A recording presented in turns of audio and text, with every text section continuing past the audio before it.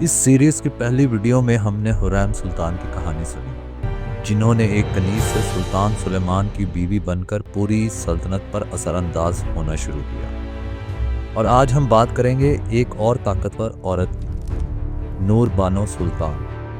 نور بانو جو وینس کی ایک اطالوی لڑکی تھی، کیسے بنی عثمانی سلطنت کی سب سے طاقتور عورت۔ نور بانو سلطان کا اصل نام سیسیلیا ویر بافو تھا۔ وہ 1525 میں وینس کے ایک بہت امیر اور طاقتور خاندان میں پیدا ہوئی۔ ان کا خاندان وینس کی اشرافیہ میں شامل تھا۔ سیسیلیا ایک محل نما گھر میں رہتی تھی، جہاں انہیں بہترین تعلیم اور تربیت دی جا رہی تھی، لیکن ان کی قسمت نے ایک دن اچانک پلٹا کھایا۔ 1537 میں جب سیسیلیا صرف 12 سال کی تھی، عثمانی بحری قزاقوں نے یونان کے جزیرے پاروس پر حملہ کیا۔ یہ وہ جزیرہ تھا جہاں سیسیلیا اپنے خاندان کے ساتھ چھٹیاں منانے گئی ہوئی تھی۔ اس حملے میں سیسیلیا کو اغوا کر لیا گیا۔ ایک دن پہلے وہ اطالوی اشرافیہ کی لڑکی تھی اور اگلے دن غلام۔ انہیں سمندر کے راستے استنبول لے جایا گیا اور وہاں کی غلاموں کی منڈی میں فروخت کر دیا۔ ایک شاہی خریدار نے سیسیلیا کی خوبصورتی اور شرافت دیکھ کر انہیں خرید لیا اور پھر انہیں سلطان سلیمان کے محل توپ کاپی محل میں بھیج دیا۔ یہاں سے سیسیلیا کی زندگی میں ایک نیا باب شروع ہوا۔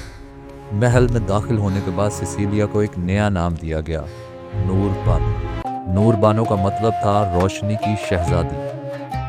انہیں اسلام قبول کرنا پڑا اور پھر انہیں شاہی حرم میں تربیت دی گئی۔ یہاں انہیں ترکی زبان، عثمانی آداب، موسیقی، رقص اور سیاست کی تعلیم دی گئی۔ نور بانو بہت ذہین تھی، انہوں نے بہت جلد سب کچھ سیکھ لیا۔ محل میں نور بانو کی ملاقات شہزادہ سلیم سے ہوئی۔ شہزادہ سلیم سلطان سلیمان کے بیٹے تھے۔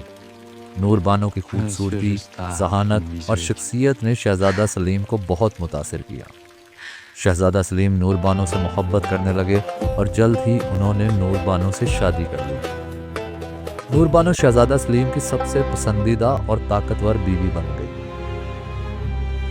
نور بانو نے شہزادہ سلیم کو 3 بیٹے دیے اور سب سے بڑے بیٹے کا نام مراد تھا۔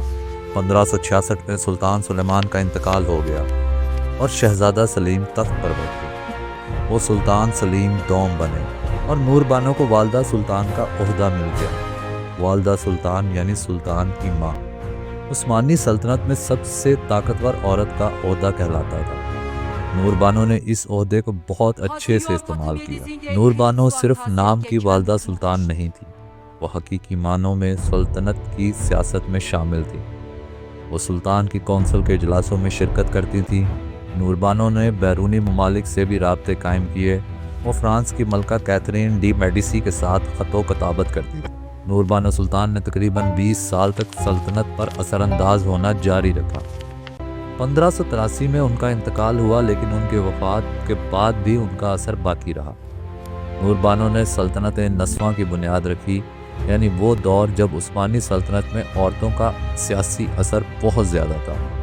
اگلی ویڈیو میں ہم بات کریں گے صفیہ سلطان کی، جنہوں نے سلطنت نسواں کو عروج پر پہنچایا۔